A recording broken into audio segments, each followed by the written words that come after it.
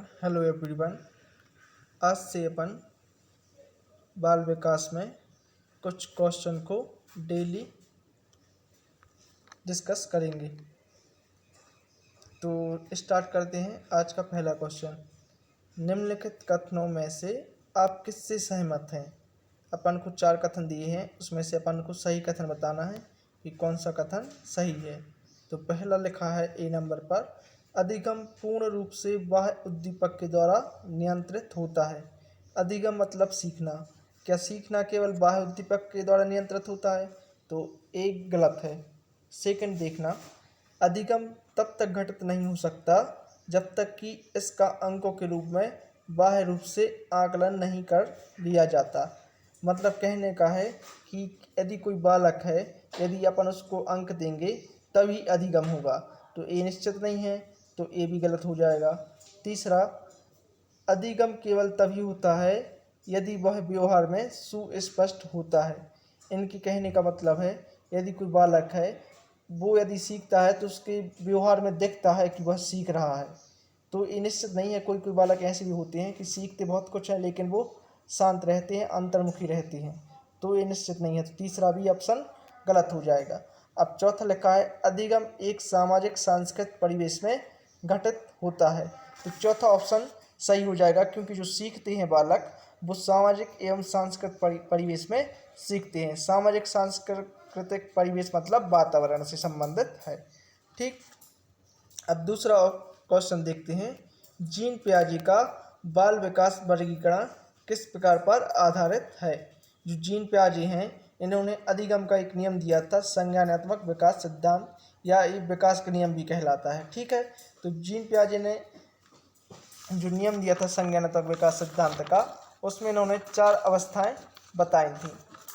देखते हैं अपन कौन कौन सी। पहली बताई थी इन्होंने कौन सी, संवेदी पेशीय अवस्था, या इसे इंद्रिय जनित अवस्था भी कहते हैं। एक थी जन्म से 2 वर्ष तक।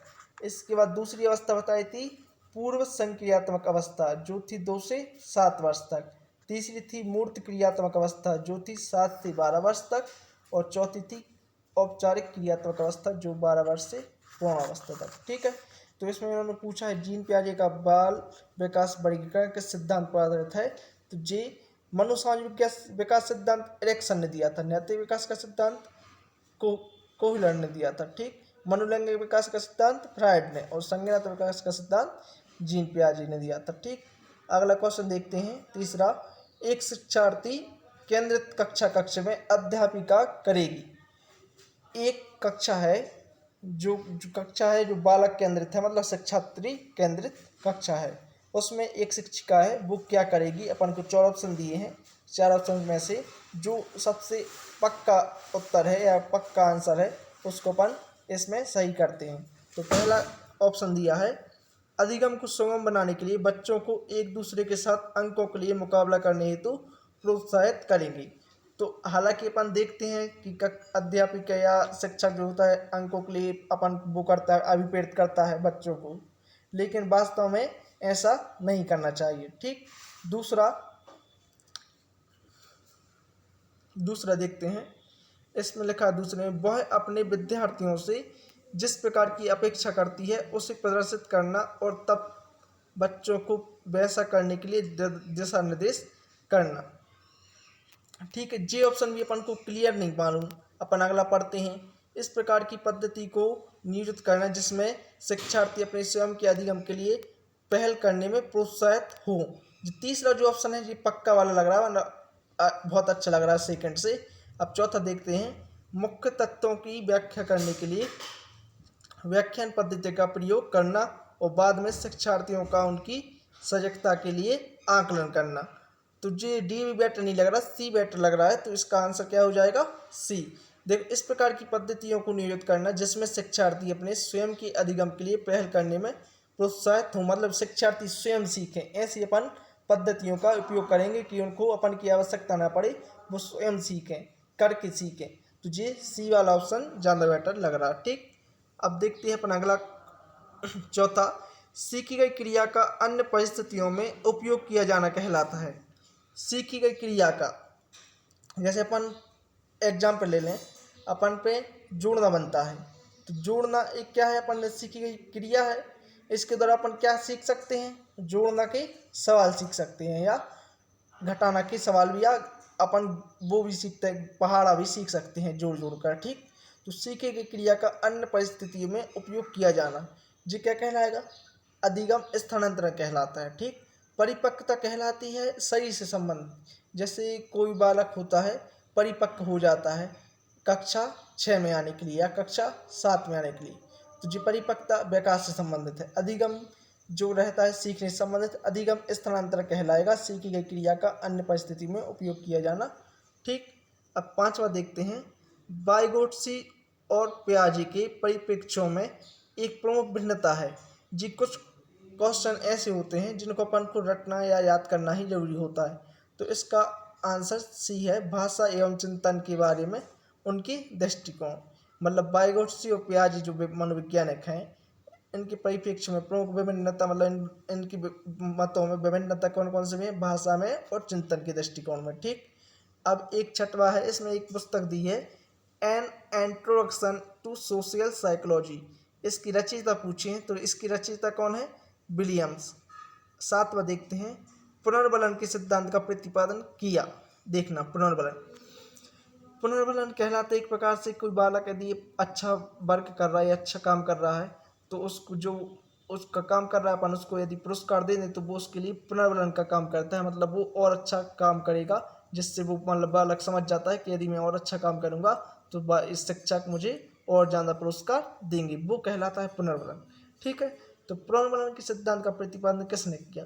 अब देखना, पुनर्बलन सबसे पहले देने वाले जो मनोवैज्ञानिक थे वो थे स्किनर, लेकिन पुनर्बलन का जो सिद्धांत दिया था वो दिया था CL हल ने। ठीक, फ्रायड ने दिया था मनोलैंगिक विकास का सिद्धांत, पावलोव ने कौन सा दिया था, शास्त्रीय अनुबंधन का सिद्धांत, कोहलर ने नैतिक विकास का सिद्धांत। आठवां देखते हैं, व्यक्ति द्वारा जब किसी वस्तु को देखकर या स्पर्श कर ज्ञान प्राप्त किया जाता है तो वह सीखना कहलाता है। देखना, एक प्रकार से मूर्त वस्तु होती है और दूसरी होती है अमूर्त वस्तु। मूर्त वस्तु क्या कहलाती, अमूर्त वस्तु क्या कहलाती। मूर्त वस्तु कहलाती है जो अपन को दिख रही है, जैसे कोई बालक है वो कक्षा में पढ़ रहा है और शिक्षक जो है श्याम पट्ट पर पढ़ा रहे हैं या बोर्ड पर पढ़ा रहे हैं, तो बालक को बोर्ड दिख रहा है, वो उसके लिए वो मतलब बालक के लिए बोर्ड क्या हो जाएगा, मूर्त वस्तु।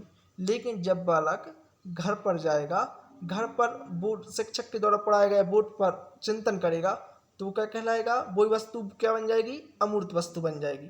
इस प्रकार जी बोल क्या रहे हैं, वस्तु द्वारा जब किसी व्यक्ति द्वारा जब किसी वस्तु को देखकर या स्पर्श कर ज्ञान प्राप्त किया जाता है तो वह सीखना कहलाता है। मतलब वह अधिगम कौन सा कहलाएगा, जब कोई मतलब व्यक्ति है किसी वस्तु को स्पर्श करता है या देखता है तो प्रत्यक्षात्मक सीखना वो कहलाएगा। प्रत्यक्षात्मक मतलब जो प्रत्यक्ष में कोई वस्तु है उसके द्वारा अपन सीख रहे हैं, तो जो क्या कहलाएगा, प्रत्यक्षात्मक सीखना। अगले 9वें नंबर पे एक परिभाषा दी गई है, पढ़ते हैं परिभाषा को। सीखने की प्रक्रिया की एक प्रमुख विशेषता पठार है। ये उस अवधि को व्यक्त करते हैं जब सीखने की क्रिया में कोई उन्नति नहीं होती। ठीक है, तो ये जो परिभाषा है रॉस की है। अब 10वां देखते हैं, अनुबंधन की गोचर की शुरुआत खालिस्तान के द्वारा की गई। अब देखना, अनुबंधन और एक होता है संबंधन। अनुबंधन के जो जनक हैं, अनुबंधन के जनक कौन है, पावलोव, और संबंधवाद के जनक कौन है, थॉर्नडाइक।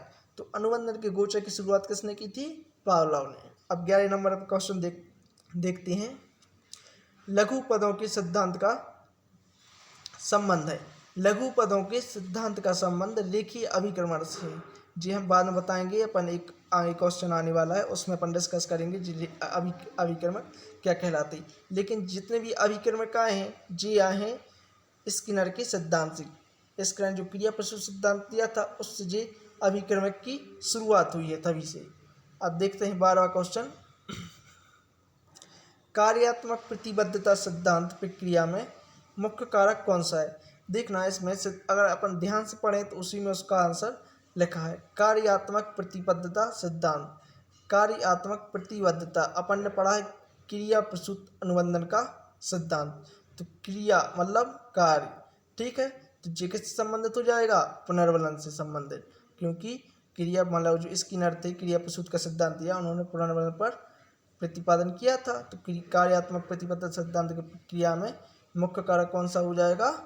पुनर्बलन। ठीक ठीक है, आज के लिए इतना ही।